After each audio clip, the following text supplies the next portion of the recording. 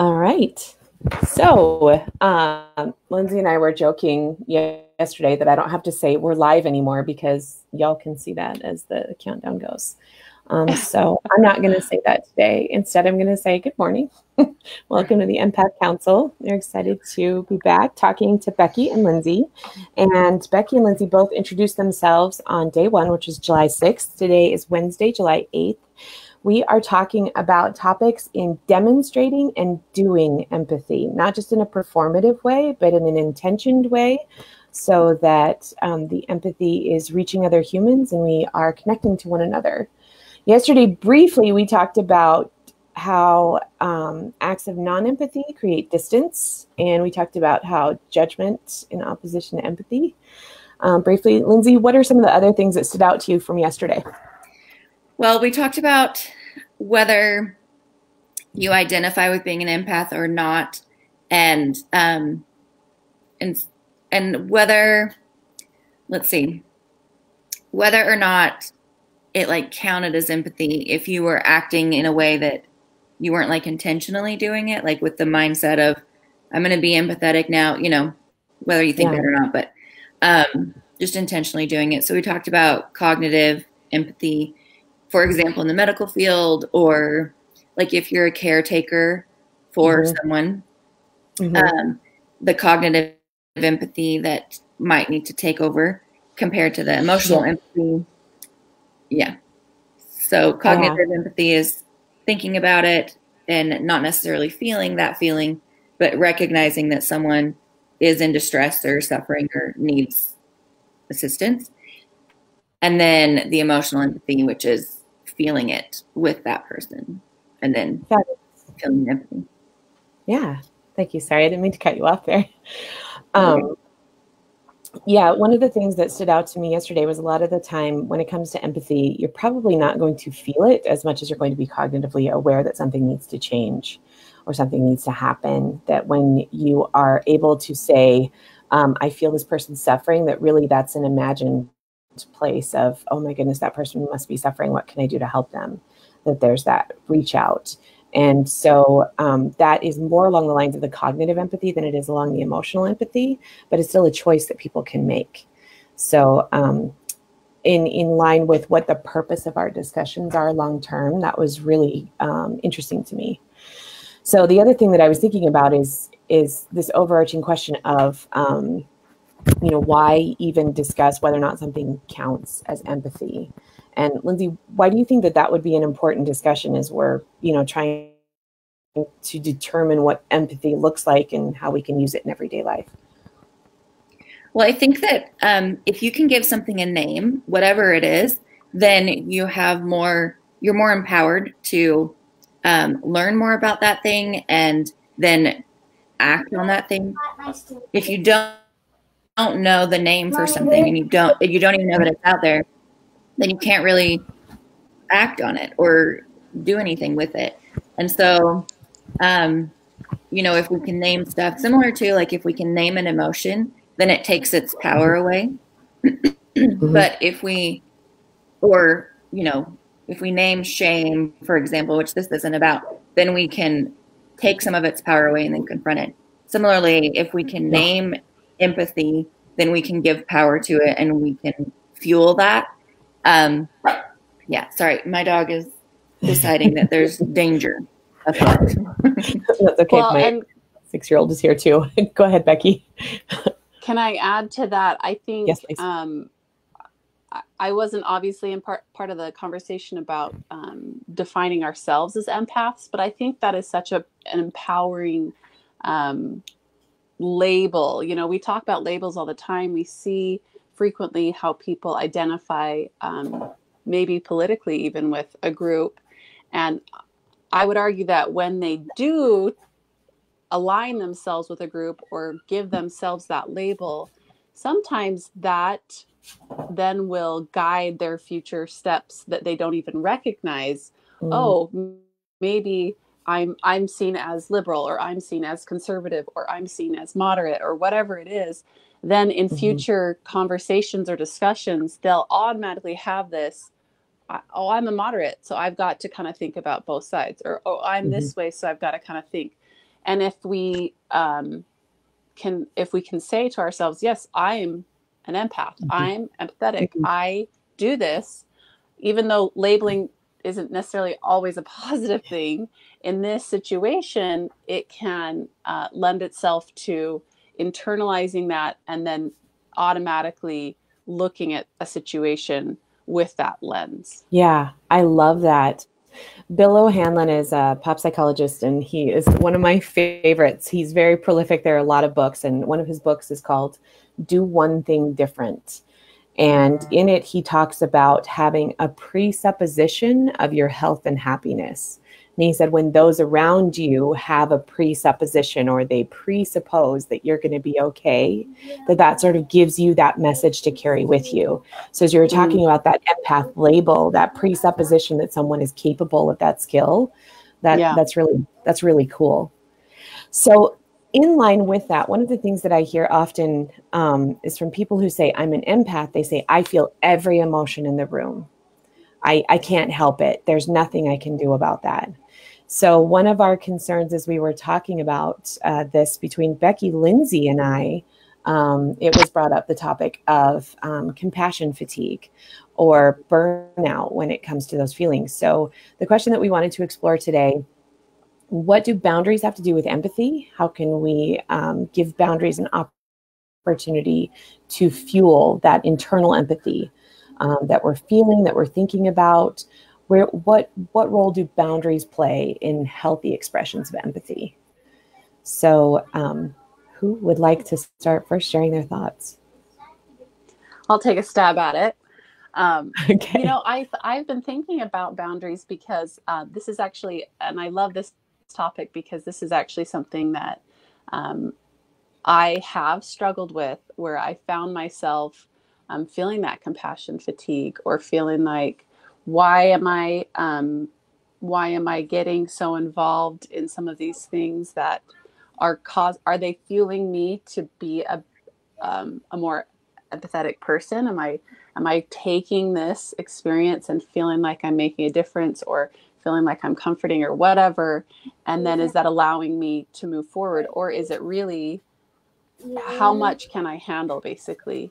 And one thing that I feel is really important, and I don't know that we talk about this a lot in our modern society. I love that we're so connected. I love that what we're doing right now is we're sitting in 3 different locations talking about things that are important, and that we can reach a group of people sitting in their own location. But I also think it's really vital that we remain present in our physical lives, because that physical experience can be so rewarding, and it can also be so engaging. And so if I find that I have virtually engaged, or virtually been reaching out to people, I'm so grateful that my network of friends, that I can reach out. But I also can't do too much in that sphere without it influencing my sphere that I'm physically in. So I think we just have to be really cognizant of, what am I doing, and how am I lending myself to this situation? And is that going to fuel me to be able to lend myself to those physically around me right now? The last thing that I want is to not be present for my own children, or, my neighbor across the street, or whatever, because I'm too absorbed in something else. So as we think about this compassion fatigue, and as we think about extending empathy, let's recognize, okay, let's also be very present to those that we're around right now. So I just wanted to mention that one little aspect of it, I guess. Yeah, that makes sense. I like that phrase, lending yourself, especially on our working definition of empathy being that we feel with another, that part of what we're feeling with them and part of what we're doing is to lend our feelings to them as well, not just our imagination and our cognitive, I don't want to say burden, because it's not really a burden, but our cognitive alignment, I guess you could say, with them, that we're going to lend ourselves to them. I think that's really great. Lindsay, I want to hear from you, but first of all, I just want to say, yesterday Lindsay said, "Oh, I go first so much," and I just wanted to tell her, I don't think you do. I think we're good. I think we're fine. When there's only 3 of us, I don't think that it, as far as going first or anything. So I didn't want that to. I was empathizing with you. Thank you. Thinking, if I were Lindsay, I'd probably want to be reassured. So I just I'm trying to find some balance there. So anyway, yeah. Thank you. You're welcome. So yeah, my thoughts are that I'm going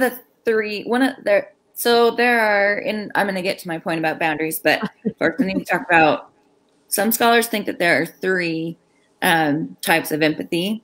We've talked about 2, cognitive and emotional. The third type is, they call it compassionate empathy, which feels redundant. Yeah, it feels redundant. But then in parentheses, they talked about it as like concerning, like you're concerned.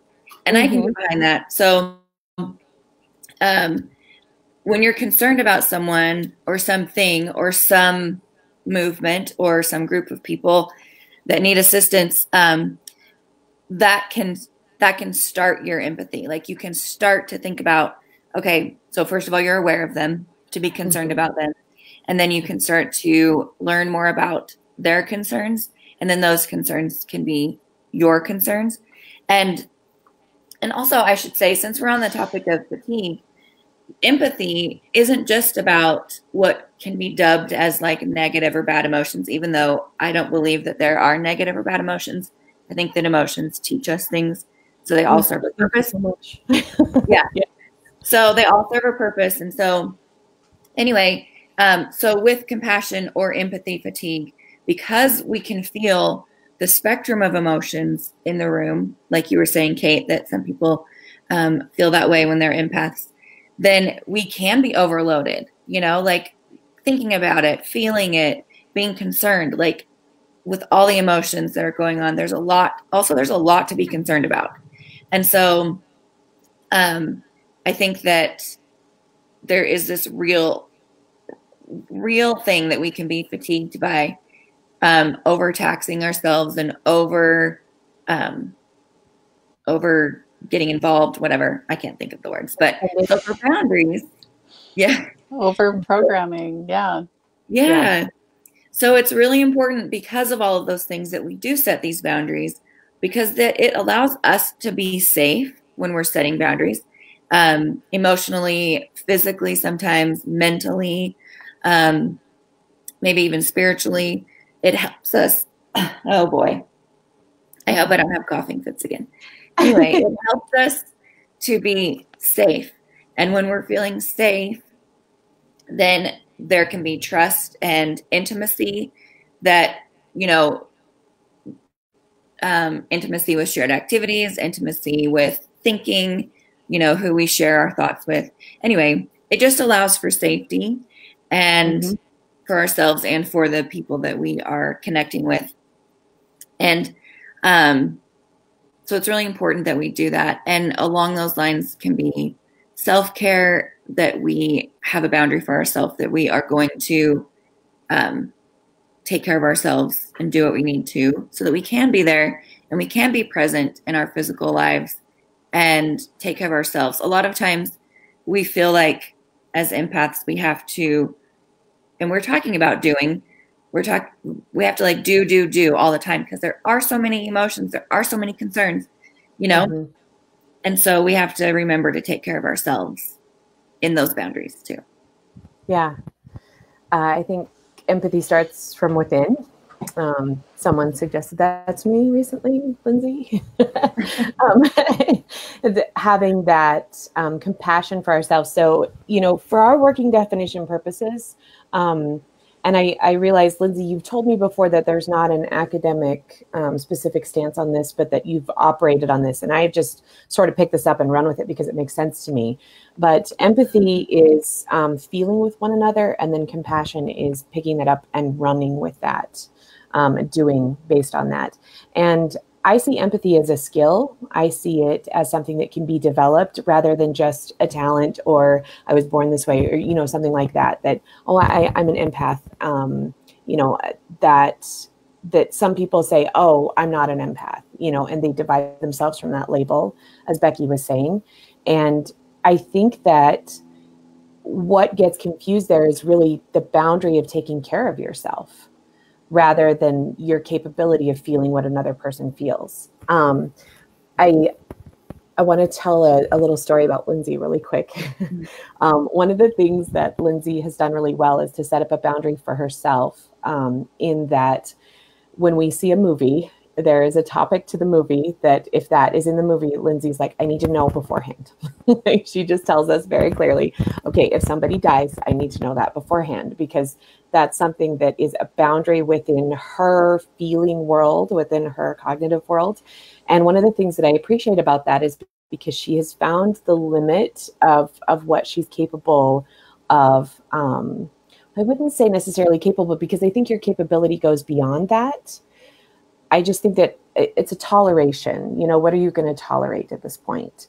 And so that toleration of the emotion connected to that, the sadness and all of that, I've always thought that was really cool, that you were able to set that up for yourself. Thank you. And model that. Thank you. Yeah. And it goes back to what Becki was saying about being present virtually or being present physically, like in your real life world right here that you can touch and feel.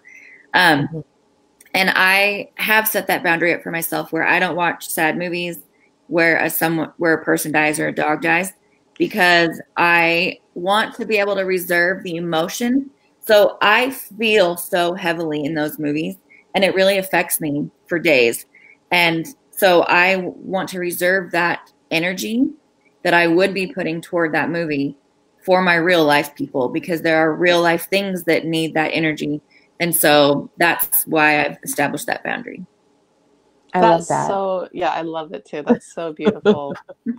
You need to reserve that for those real life situations, you know, and I think that's actually, Kate, you can kind of speak to this a little bit. That's a little bit how sometimes art and theater can help people feel when they don't have those real life situations, when they aren't tasked with having to feel that in a daily situation. That's why art allows people to have a little bit of that experience and go, okay, I'm feeling that. But for people who need to reserve that, having too much of that in an artistic way can be burdensome. Completely. There's a conversation between Alan Rickman and Juliet Stevenson, and he is one of my favorite actors. So of course I pay attention to everything that he ever said. And Juliet Stevenson, together they actually opened Les Liaisons Dangereuses, Dangerous Liaisons, on Broadway, and played it for many a season together. So they're very good friends, and they did several romantic comedies together, but they were talking and you could tell they have this very clear chemistry. And he said, actors are agents of change. And she said, wait.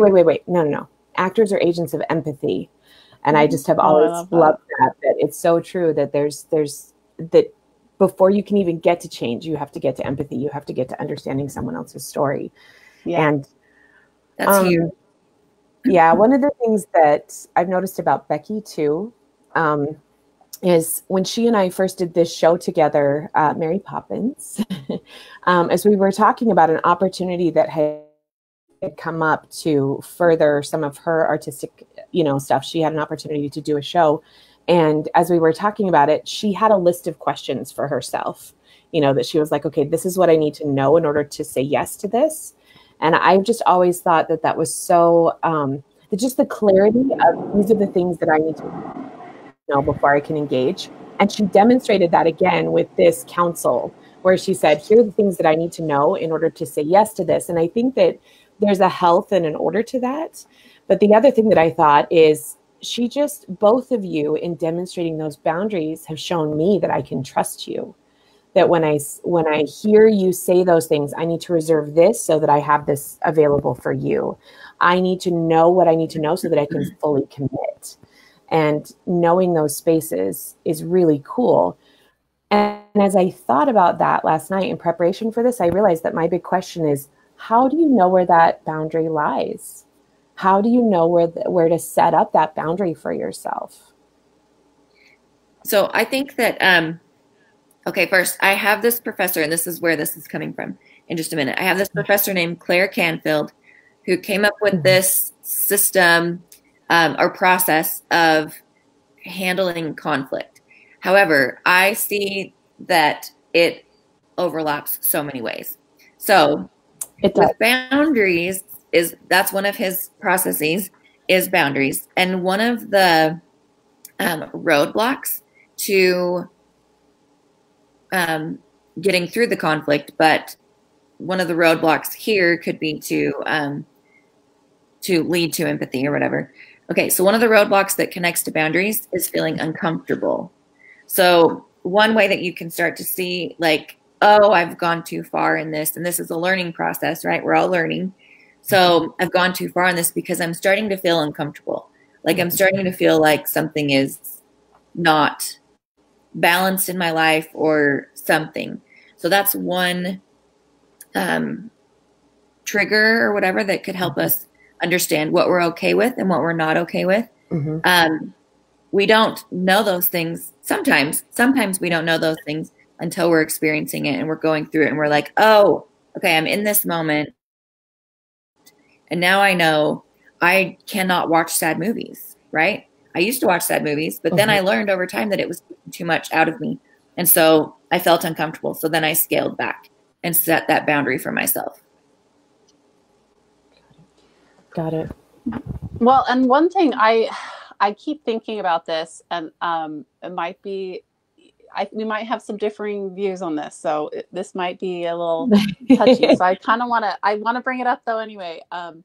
I have watched with interest at some of the events of the protests where those who, the recent protests, obviously, that are happening in all over the nation right now, some of those who have participated in the protests have been a source of violence. And I'm not saying one way or another that violence, I think people grieve in their own way, and I have nothing to say about how they're going to be grieving. But I have noticed that there are some white allies who have been the source of violence. And I've heard from some people of color some frustration at that because maybe they don't want that to happen. Other, people of color do want that to happen. But I just think it's an interesting concept that these people, I believe, are empathetic to the situation and to the movement and to wanting to be an ally. And is what they're doing, is that something that is positive for the movement? And if it is, then how are they lending the empathy? So it's kind of a tricky balance and question. Yeah. I'm just interested to see what you two think about it, because I've kind of thought about that. Like, when we are empathetic and if we don't create clear boundaries, can we sometimes assume a role or position that is not entirely ours? Or is it ours? Is it ours to be that ally and do that? So I guess that's my question for the two of you to kind of talk about. Yeah, I think that's a good question. And I think that goes back to our conversation on Monday, where we talked about being a conduit versus stepping in front of the voice. I think that natural empathy causes you to want to amplify a person's pain so that it's noticed. And by natural, I don't necessarily mean that like occurring naturally. I mean clear, pure empathy where it's well-intentioned and where the purpose of that is to truly feel with another person rather than to take on attention-seeking behaviors. And I agree that we can't speak to the purpose of the violence, but I still think that it is a question to ask as an ally, as someone who has not suffered that. How can we best demonstrate that empathy in order to be present and show that? So I think that, to me, that comes down to intention. So long as the intention is present, that I am there to amplify the pain of the person so that it can be changed or fixed, or the pain, in this case, of Black people who need to be noticed, that if I'm there to destroy something for the sake of destroying it, I don't believe that that's right. But if I am present, helping amplify that, I think that my judgment steps out of that, that I step out of a place of judge. And that just goes back to the conduit piece.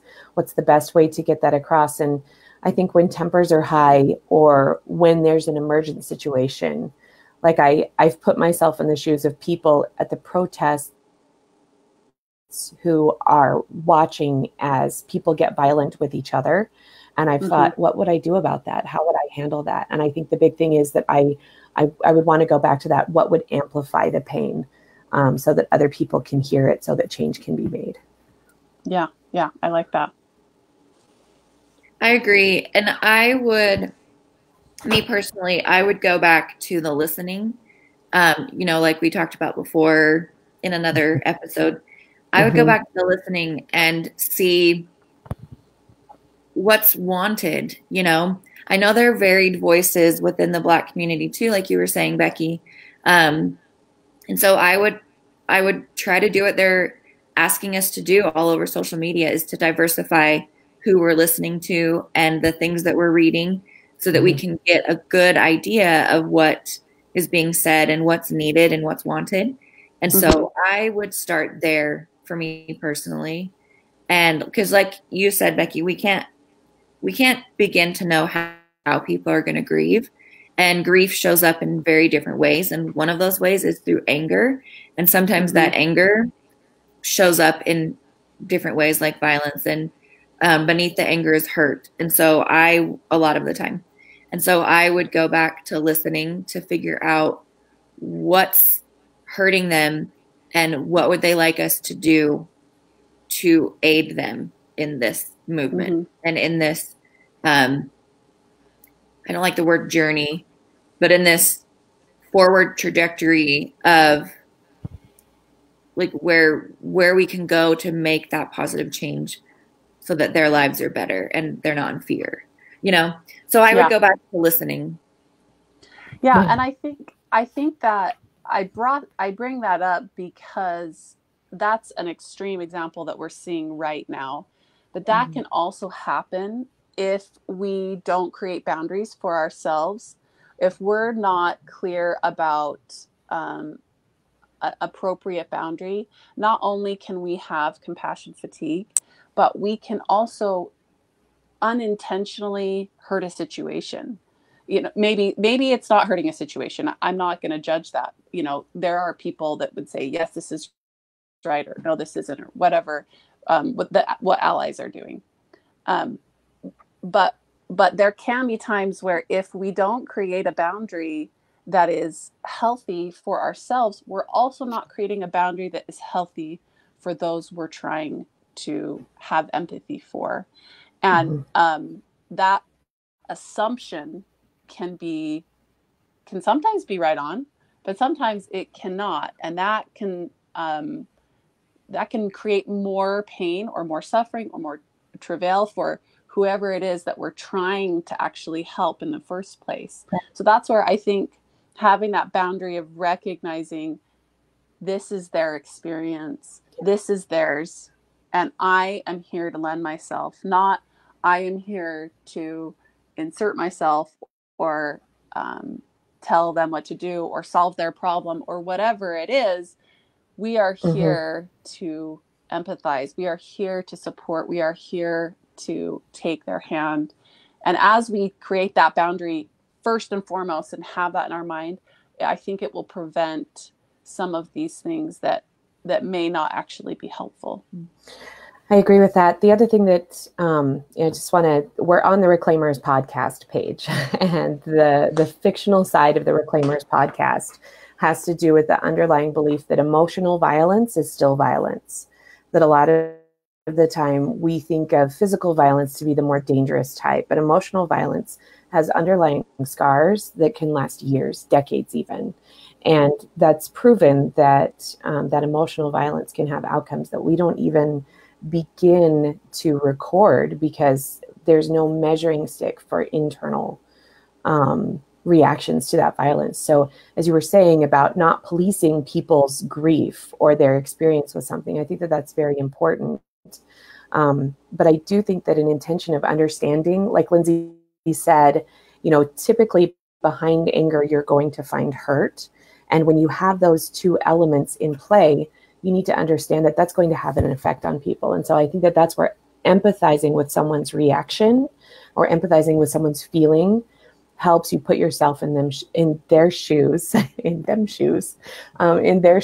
My Southern is showing. So it helps you put yourself in their shoes so that you, yes. So that you can see why someone would do that. And I think that, to me, that's the biggest purpose of empathy, is being able to ask, why would someone do that? And then imagine the possibility of you being pushed into something like that. So whether it's extreme or not, whether it is positive or negative, I think that our labels are helpful to our own moral compass, but we also can't say, I would not do that. Without knowing what it's like to walk that path. And so I love that you started off with that. We can't judge people's grief necessarily, but it is important to ask ourselves, wherein lie the boundaries, and what violence would a lack of boundaries cause us? And I loved your, sorry. No, go ahead. Sorry, it's sort of like glitching for me, and I know. I can. Yeah, it's not about interrupting. It's both of us like, oh, okay, now we're done. And yeah, I know I've seen it a couple of times today. But I think you hit it on the head with the intention. And that goes back to kind of what I was trying to say anyway. We don't know the intention of someone too. And we don't know if our intentions are pure, and if we establish these clear boundaries of understanding. I think that's the key to making sure that we don't overstep there. Yeah, I would wholeheartedly agree with that. One last thought really quick, and I'd like a last thought from both of you too, if that's all right. But for me, the last thought is, I think the more that I learn about empathy, the more that I learn that it's about, me lending myself, but also determining that, hey, we've all had visitors today. But it's also about me deciding that I'm going to do what I can do in my sphere and let others have their experience, and that allowing experience for other people. It's not that I'm giving permission to the world or anything like that. It's just that recognition that someone else's experience is not what it would be for me, and recognizing that I can't decide for them what their reaction should be. That is a really important part of empathy. All right, last thoughts from both of you. Yeah, so I agree. I also have a lag on this side, so I want to talk over you, Becki. But so I agree that we need to own our own emotions and own our own reactions, and let go of trying to own or figure out, trying to own other people's emotions and reactions and needs. That's theirs to own. And I think that paying attention and owning our own really helps us stay in tune with our own emotions and how we can better empathize when we understand ourselves more. Then we can start to recognize that in others. For example, like the anger and the hurt. When I first started seeing people be angry and myself, I thought I was just mad or frustrated, like whatever word we want to use for angry. And sometimes it is angry, but it wasn't until recently that I learned there's something happening under the anger, and we need to uncover that anger so that we can get to the root emotion or emotions that are behind that anger, so that we can really empathize, with what that person needs. And I think that goes back to what we've talked about before of approaching people with wonder and grace. And when we see the violence or whatever, or the anger, we need to approach them with wonder. Like you were saying earlier, Kate, today, about trying to step back and see why they might be experiencing that, or what is going on that their actions or reactions might be that violence, in emotional or physical or whatever. Yeah. So I think we need to approach people with wonder and grace in that instance and see what their emotions might be really trying to tell us. Yeah, I love that. I'm wondering, what a great way to start that off. I'm wondering why you're doing this. I'm wondering what would cause you to do that. I'm wondering what pain you must be feeling. Yeah. Okay. Interesting. All right. Becki. My last thought would be to remind ourselves, establishing boundaries does not create an unempathetic view. In fact, establishing boundaries fuels us to be able to provide the empathy that we need in the situations that we need. And, the whole phrase of spreading yourself so thin, all of those things can be done emotionally. It can be done empathetically. And so if we don't recognize what we need personally, then what we'll do is we'll end up not actually making a difference or helping in any of the areas, and may end up assuming or inserting ourselves in things, in places that may or may not be positive. And if that also happens, that can have a negative impact on those who we are physically touch and feel physically around and need to be present to. So tell yourself and remind yourself that establishing boundaries is a positive thing. It allows you to have the power you need to help, to lend yourself, and to be present in your life. Yeah. I know I said my last thought earlier, but now I have one more. Becki was talking. You get to do whatever you want, Kate. I know. Oh my goodness. Muted myself. Okay, so just that thought of boundaries not creating distance, that I felt closer to the both of you as I watched you execute these boundaries for yourselves. And I felt like I could be closer to you. So if we're looking for intimacy as a part of empathy, that boundaries would be vital to that. So, love that. I agree. Yeah. Yeah. Okay. Thank you so much. Wonderful conversation. It's good when you want to continue talking about it. We'd love to hear in the comments anything that you have to respond to, you, a listener. And any thoughts that you have or emotions that came up for you. We would love to hear those things. So please feel free to sound off in the comments. And as always, you can send a message to the page. I check those, and I am the person that disperses them to the Empowering Tools Coalition, who is listening with ears open. As Lindsay has said many times, listening is our most important part of empathy. So we are doing that. We are listening. Thank you, Becki, Lindsay. Great. And Lindsay, I think I see you tomorrow. And Becki, I think I see you again Friday. Okay. Yeah. Like, I know it's one of these days. All right. Okay. Well, have a great day. Bye. You too. Bye. Thank you. Thank you.